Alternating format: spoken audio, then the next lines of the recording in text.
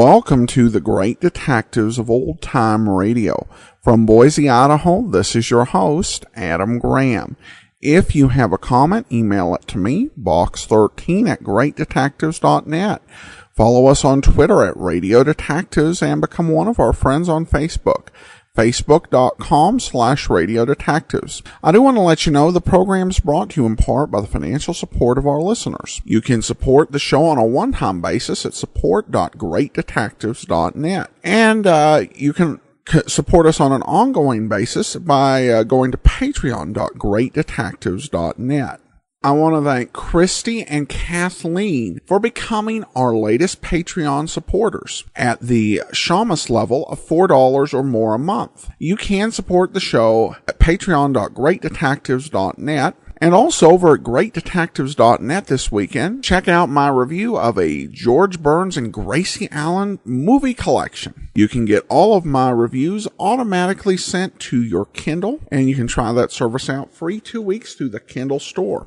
Well, now it's time for today's episode of Dragnet. The original air date, July the 12th of 1951, and the title is The Big Setup.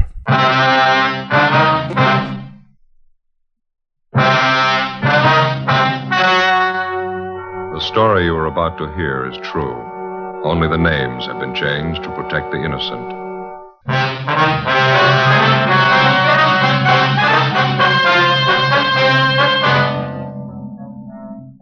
You're a detective sergeant. You're assigned to burglary detail. A gang of clever thieves are at work in your city. In 3 months, they've looted fashionable homes of $100,000 in furs and jewels. There's no clue to their identity. Your job? Get them.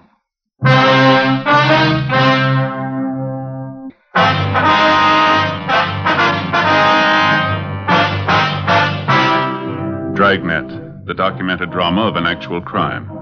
For the next 30 minutes, in cooperation with the Los Angeles Police Department, you will travel step by step on the side of the law through an actual case transcribed from official police files. From beginning to end, from crime to punishment, Dragnet is the story of your police force in action. It was Wednesday, January 10th. It was cold in Los Angeles. We were working the day watch out of burglary detail. My partner's Ben Romero. The boss is Captain Wisdom. My name's Friday. It was 11:15 a.m. when we got back to the city hall. Captain Wisdom's office. Hi, Skipper. Hi. How'd you make out? Not too good. Same old story. Anybody in the house when the thieves broke in? Yeah, the children's nurse was there. She said the burglary took place about midnight. She was asleep in bed at the time. Uh-huh. The nurse said she woke up when she heard the thieves forcing their way in through a side door. She jumped out of bed, ran for the telephone in the hallway, and they grabbed her before she could reach it. Do her any harm? Well, a little, yeah. They tied her up, locked her in a closet. Same MO as the other job, Skipper. 3 men. Each of them wore gloves and a mask. They took all the furs and jewelry they could find, nothing else. Nurse give you the same general description on the 3 of them? Yeah, it's not going to help much. Said 2 of the men were tall, medium build, and one was short, heavy build. She was so rattled she couldn't even remember the clothes they had on. 12 jobs for the same gang in 3 months. We don't even have a good description of them. How slow can we move? Doing everything we can, Skipper. Excuse me. Burglary, Wisdom? Uh-huh. Not until 2 o'clock? No, that's all right. 2 o'clock sharp. Right. Bye. Just had an appointment canceled out. How about a cup of coffee downstairs? Yeah. I didn't even have a chance for breakfast this morning. Fine with me. You grab my hat, will you? Yeah, I'll get it. Here you go. Thanks. Guess you talked to the owners of the house, huh? The place was broken into last night? Yeah, we did. Mr. and Ms. Peterson. They got home a couple hours after the burglary, took a quick inventory. What'd they find missing? Furs and jewels, same as the other jobs, almost $12,000 worth. That's the biggest haul yet. I don't have to spell it out for you. We need a break on this thing. We need it bad. More pressure from the front office, huh? Coming from all sides. The victims, their insurance companies, newspapers. They got a right to cry. Those thieves have been grabbing furs and jewels for 3 months. We're doing everything about it we can do, Skipper. Planning stakeouts, working our informants, running down every lead we can get our hands on. Covered every angle I can think of. They don't worry about the angles we cover. They want results. They want their property back. Yeah, go ahead, Skipper. Go ahead. Yeah. Now, how about the stuff they took on the job last night? You get it on the stolen property list? Yeah, it's all listed. That's one thing that really gets me. What are the thieves doing with all that stuff, the furs and the jewelry? We've had every pawn shop in the city on the alert since they started working. Checked on every possible outlet we know of, any place they could use to dump the stuff. They haven't turned up a trace of it. No results from those APBs you got out? Well, yeah, a few, but none of them are panned out. How about trying the cafeteria here? They got pretty good coffee. Well, Yeah, me. that's a good idea. Why don't you two grab a table? I'll get the coffee. Right, Ben. Oh, hold the cream on mine, will you? Right, Skipper. How's this? Is this all right? Yeah, it's fine. 3 chairs? Yeah. Okay. How about it Friday? You or Ben got any ideas at all? Well, there's one thing we wanted to talk over with you. We were kicking the idea around on the way back into the office. Uh-huh. Would you like a smoke? Oh, thanks. There you go. Last night, we were comparing the different stories we got from the burglary victims. Yeah, light. Thank you. You get a light all right? Yeah, it's all right, thanks. Go ahead. Well, that's one thing that all their stories seem to have in common. Now, that's counting all 12 victims. Yeah, what's that? Well, let's see. I got a piece of paper here. I got it all figured out. Yeah.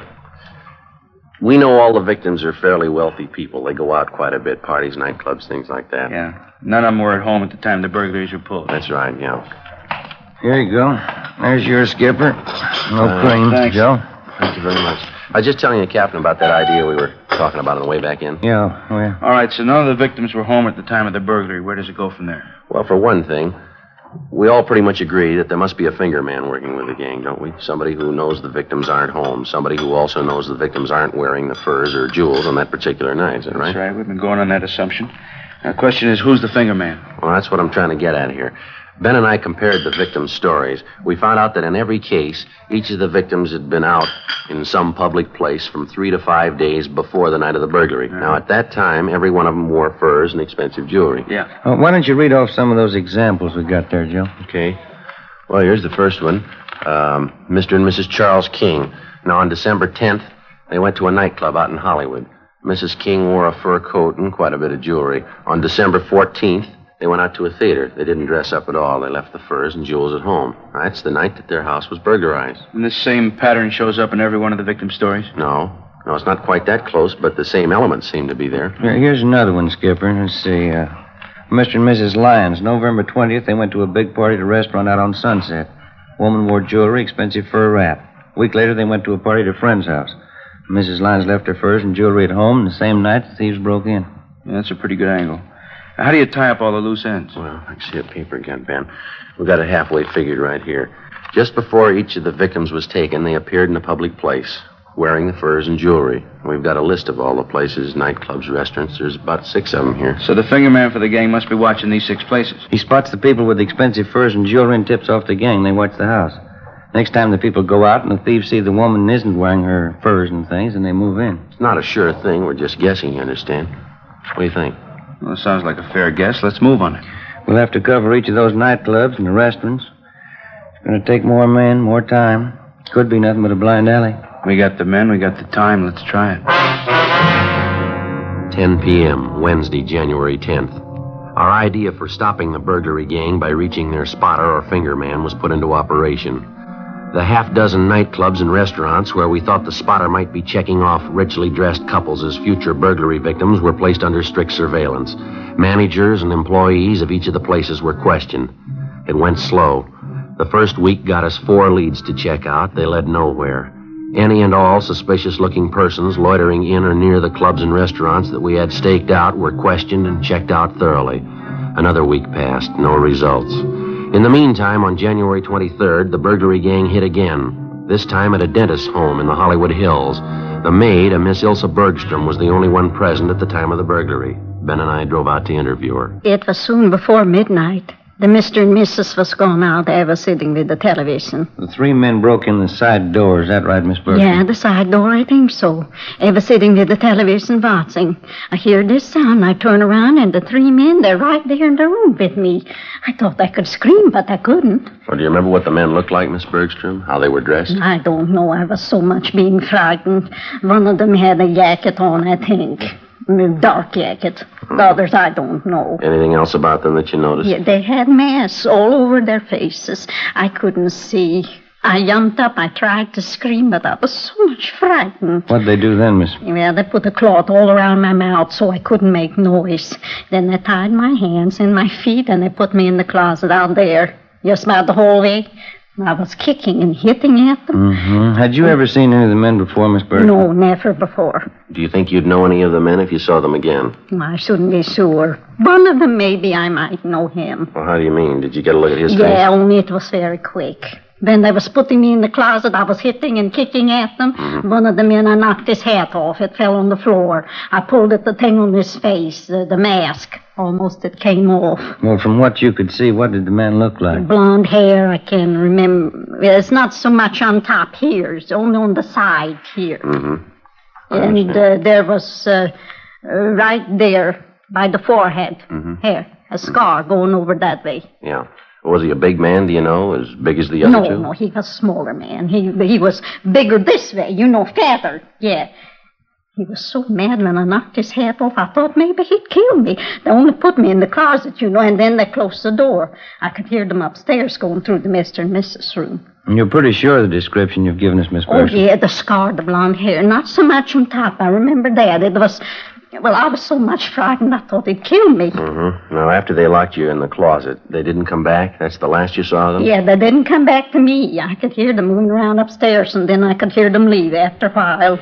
Like all night before the Mr. and Mrs. came home and found me. I was so much frightened. This thing wouldn't happen in Sweden. That's where I come from, Sweden. Yes, ma'am.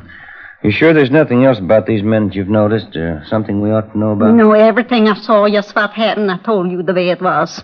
This never would have happened in Sweden, not like this, these robbers like this. Burglars, ma'am. Yeah, these burglars. I thought I'd be dead. Never would happen in Sweden like this. You mean you don't have burglars in Sweden? Oh, yeah, we have burglars. Well, then just how do you mean that? We have burglars, but they don't break in the house when somebody's there. They're a little bit gentlemen. Is that so? Yeah, they wait till everybody's gone from the house, then they break it. Even burglars should be gentlemen a little bit. Before we left the house, we checked with the owners, took their crime report and a list of their stolen property, some $6,000 in jewelry and fur coats.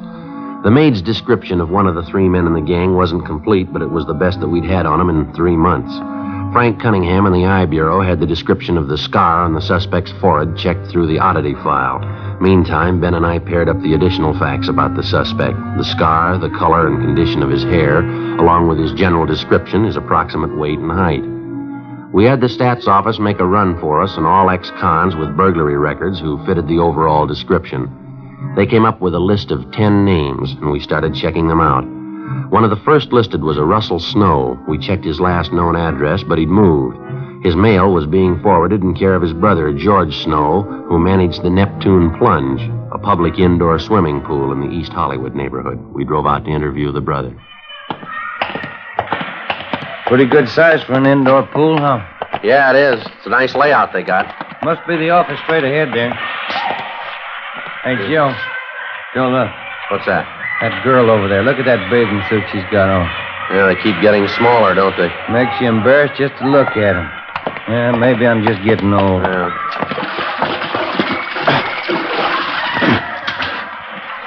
Yes, sir? We're looking for George Snow. Yeah, I'm him. Police officers, Mr. Snow, like to talk to you a few minutes if we could. Oh, yeah. Hey, let me grab a towel over here. Get right off, Phil. Sure. Come on over. Pull up one of these deck chairs here. All right, thanks. Thank you very much. Well, what is it, officers? What can I do for you? You have a brother, isn't that right, sir? A Russell Snow? Yeah, that's right. Russ is my brother. Anything wrong? Well, we'd like to locate him if we could. Do you know where we can find him? No. Don't think I can. Last I heard from Russ was about 6 months ago. Said he was going to take a job in Minneapolis. Mm-hmm. Not in trouble again, is he? Not that we know of. We'd like to locate him, that's all. I don't think I can help you much. Russ isn't much of a letter writer. Only time I hear from him is when he's in town.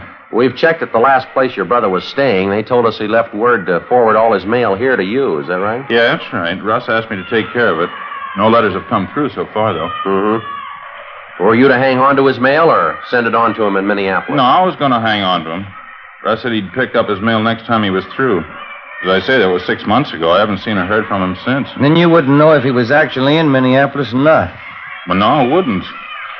Guess you know my brother Russell had a police record. Yes, sir, we do. He had that trouble a couple of years ago, that burglary rap. I think Russ learned his lesson. Are you your brother's only living relative? I mean, is there anyone else in town who might have heard from him? I don't know, officer. Excuse me just a minute. All right, kids, no running around the side of the pool, you hear? You slip and break your neck. No more running.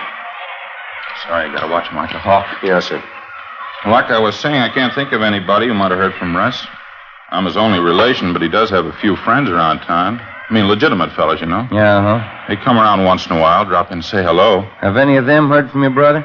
They might have, but I didn't ask him. There's old Matt Garson. He's a good friend of my brother's. He was in the other day, but he didn't say anything about hearing from Russ.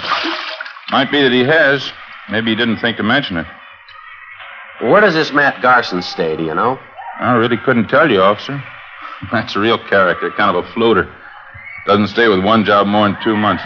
Like last week when he was in here. Yes, sir? He's a real pitchman. Gave me a big sales talk. Biggest bargain on earth. Said he'd sell me a couple of them real cheap. I didn't have any use for them. What's that, sir? Fur coats.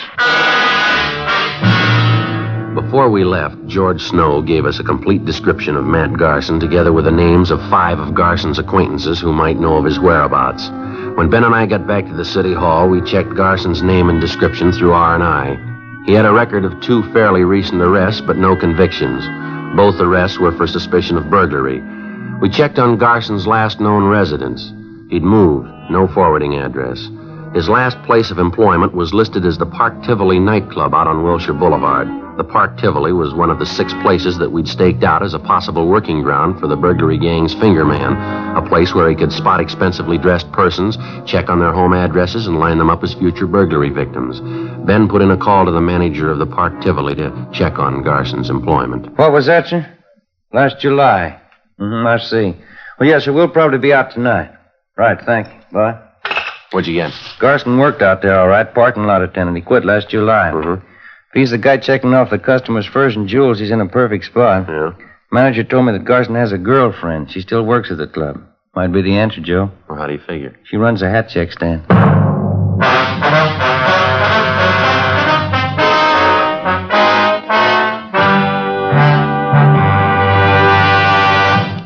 You are in the communications division of a metropolitan police department, the teletype room.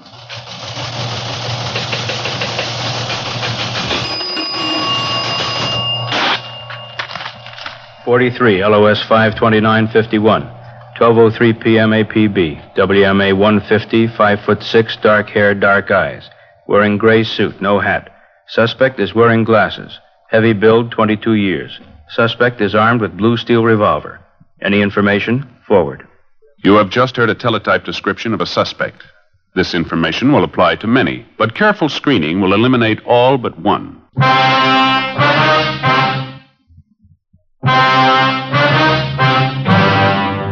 One of the biggest problems that faces a police officer working the burglary detail is not only apprehending the thief, but also recovering the stolen property. Dozens of criminals of this type will spend 5, 10, or even 15 years in prison if they know that on their release they will have a stake of thousands of dollars in stolen property which they've hidden somewhere to start over again with. Thursday, January 26th, 5 p.m. We got out a broadcast and an APB on the burglary suspect, Matt Garson. Then we began checking back on his girlfriend, Virginia Ramsey, who worked as a hat check girl at the Park Tivoli nightclub on Wilshire Boulevard. It was one of the 6 probable places where we thought that the fingerman for the burglary gang was lining up potential victims. Despite the fact that she often associated with known criminal suspects, the Ramsey girl had no previous criminal record herself. That night, after she reported in for work at the club, Ben and I checked her apartment. In one of the closets, we found 3 expensive fur coats. They were all identified as property taken in previous burglaries by the gang. In a strong box in the desk, we found a half a dozen pieces of expensive jewelry, also identified on the stolen property list. Ben and I got in the car and drove to the Park Tivoli nightclub. Your hat, sir? Check your hat? Your name Virginia Ramsey? Yes, that's right. Police officers, Miss Ramsey. Like to talk to you downtown. Beg your pardon? I say we're police officers. Here's our identification. Like to talk to you downtown. What's it all about? I haven't done anything. Then there's no reason to worry. We'd just like to ask you a few questions, that's all. What about? A man by the name of Matt Garson. Understand you know him quite well. No, I don't know him. I don't even know what you're talking about. Want to get your coat, Miss Ramsey? We'll talk it over downtown, huh? I'm working now. Listen, I won't be off till 2 o'clock. I can't just walk off the job. We just talked to the manager. He's going to have one of the other girls take your place. Do you want to get your coat, please? All right.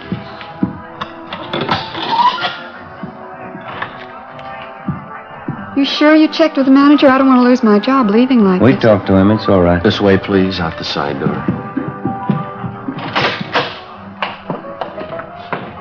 I'd like to know what this whole thing's all about. I think I have a right to know, pulling me off a job like this. We told you, Miss Ramsey, it's about a friend of yours, Matt Garson. He used to work here at the club, didn't he? I wouldn't know. A lot of people work here. I don't know them all. Why should you want him anyway? Do you know him? I think I might, yes. Not sure. Why do you want him? For interrogation, just like to ask him a few questions. Why? You ready to admit that you know Garson? I think I might. Yeah, I know him. Want to get in, Miss Ramsey? Still don't know what it's all about. Why do you want Matt Garson? Same reason we want you, suspicion of burglary. You don't know what you're talking about. You can't prove anything against me. We already have, miss. Huh? We found 3 fur coats in your apartment. There was some jewelry there, too. Those things are mine, every one of them. They're all mine. All right, come on, you're wasting time. They're stolen property, you know that. How about it, miss? You want to tell us about Matt Garson? Where is he? I told you. Told you the first time. Yeah? I don't know him. 10 p.m. We drove the suspect, Virginia Ramsey, downtown to the city hall and took her to the interrogation room. We questioned her continuously until well past midnight. She refused to admit anything. We gave her time to rest a little and sent out for some food. Then we resumed the interrogations. 2 a.m. The Ramsey girl still refused to admit any connection with Matt Garson, his friend Russell Snow, or any members of the burglary gang. We stayed with it. By 4 a.m., we'd halfway convinced her that protecting the members of the gang wasn't the answer, that the best thing for her to do would be to cooperate. 5:30 a.m. Can I have a cigarette? Yeah. Here you are.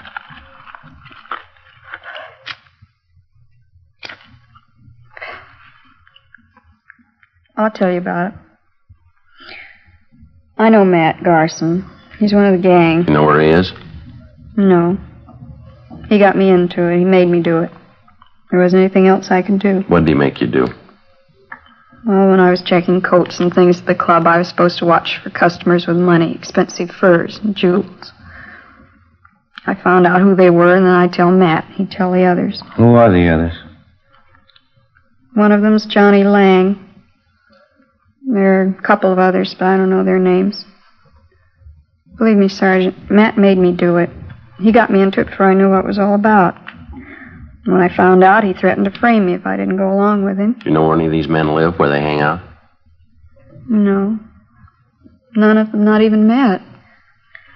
Ever since he moved, he wouldn't give me his new address. Do you think Garson will try to contact you at your apartment in the next few days, maybe? No, I don't think so. Not until after the next job. They're waiting on it now. They've been watching the house. Which house is that? Place out in West Hollywood. Wealthy people. They were in the club about a week ago. And the gang's waiting for them to go out some night and leave their valuables at home, is that it? Yeah, that's right. Matt says it's an easy house to break into. He thinks it ought to be a cinch. Matt ought to know better. Huh? It's the easy ones you trip over. Before we booked her in on suspicion of burglary, Virginia Ramsey gave us the name and address of the people in West Hollywood who were supposedly the next victims on the burglary gang's list. Later in the morning, we drove out to see the people. A Mr. and Mrs. Thomas Thornton told them the story and laid out our plans, which they agreed to. That night, the Thornsons left their home a few minutes before 9. They were simply dressed, no furs, no jewels. At 9:35, 3 men scaled a fence at the rear of the Thornsons' home and broke in through a side door. Right behind them was a detail of a half a dozen officers who moved in and made the arrest. The 3 suspects were taken downtown, where they were identified as Russell Snow, Matt Garson, and Howard Ferris. We searched their apartments, their cars, and garages. There was no trace of the stolen property. Each of the men were brought to the interrogation room separately for questioning. Matt Garson was the first. He denied any knowledge of where the loot was hidden. That's the truth. I don't know where the stuff is. I work for the outfit, that's all. You've been working for 3 months without a payoff. Is that what you're trying to tell her? Well, we haven't been turning over everything we got. We've been holding out half the stuff, selling it on the side. I just work for the outfit, that's all. That's not the way we get it, Garson. You're supposed to be the big man. You masterminded the deal. Me? Who told you that? Your girlfriend, Virginia Ramsey, we picked her up yesterday. She told us everything. What'd she tell you? You're the big man. It was your idea. You ran the works. What about it, Garson? Big joke, Sergeant, on both of us. What do you mean? You can ask the other boys. They'll tell you the same thing. We can prove it, too. There's only one boss in this operation. Yeah? Virginia Ramsey. For a 23-year-old girl, it seemed like a new record of some kind, if it was true. We checked the other suspects, Russell Snow and Howard Ferris. They told us substantially the same story. The Ramsey girl had formulated all the plans and directed the entire operation of the gang since its inception. They insisted that they had no idea where the stolen property was hidden, but they did know that the Ramsey girl had a safety deposit box in a downtown bank. We made a canvass of banks in the downtown area, and a day later we located the safety deposit box listed in Miss Ramsey's name. We obtained a court order, and the box was open. In it, we found practically all of the stolen jewelry, almost $50,000 worth. Ben and I went back to the main jail where we had Virginia Ramsey signed out for investigation. We brought her to the interrogation room where we confronted her with the evidence. I didn't think you'd find out. I didn't think you'd ever find out. How about the furs, Miss Ramsey? I got the key. You can have it. I rented a private garage. I got them stored in there. All of them? Just about, yeah. You picked up the others in my apartment. How'd you manage to run this whole operation? Those men you had working for you, you cut them in for practically nothing. They were experts, the best in the business. That's why I hired them. They were the best. It's too bad. Should have worked out. Too bad it didn't go. You had a pretty fair run. Wasn't half bad for me, was it? I'm only 23. First time I ever tried anything like it. What gave you the idea? I don't know. I wanted things. Pretty smart setup, though, don't you think, Sergeant? How's that? Wouldn't you say I played the whole thing pretty smart? Oh, I don't know. You figure it. What? You're in jail, aren't you?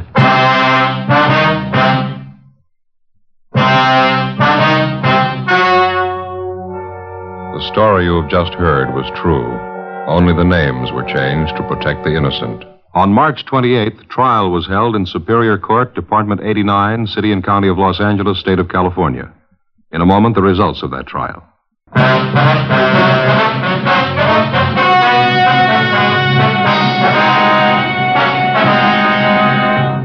23-year-old Virginia Ramsey, the leader of the gang, was tried and convicted on 4 counts of first-degree burglary and 4 counts of receiving stolen property. The 3 male members of the gang were convicted of first-degree burglary, also 4 counts. They are now serving their terms in the state penitentiary. First-degree burglary is punishable by imprisonment for not less than 5 years. Receiving stolen property is punishable by imprisonment for not less than 6 months, nor more than 5 years. Ladies and gentlemen, vacation time is here again, and a great many of you will be taking trips in your automobile. Danger is never absent from the highways of America. Be careful. The care you take may save a life, and that life may be your own.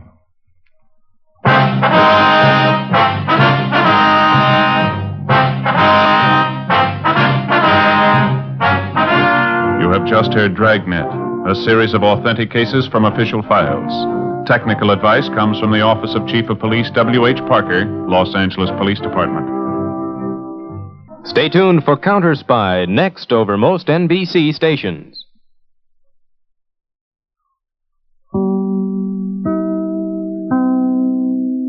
This is Adam Graham for The Only Living Boy, Volume 2. The Jungle Book meets the island of Dr. Moreau in the second volume, The Only Living Boy, Beyond Sea and Sky, on sale now from award-winning authors David Gallagher and Steve Ellis. Recently nominated as one of the best comics for younger readers for the 2016 Harvey Awards, The Only Living Boy is an action-adventure series for the young and young at heart. Captain America and Flash author Mark Waid says Paul Pope and Jack Kirby never had a chance to work together, but if they had, it would be only slightly less awesome than this. The Only Living Boy is ready to join the ranks of books like Bone and Amulet as one of the very best, says Blaster. The Only Living Boy, Beyond Sea and Sky, is on sale now, wherever great graphic novels are sold. Learn more at papercuts.com. That's papercuts with a Z.com. You're listening to the Great Detectives of Old Time Radio.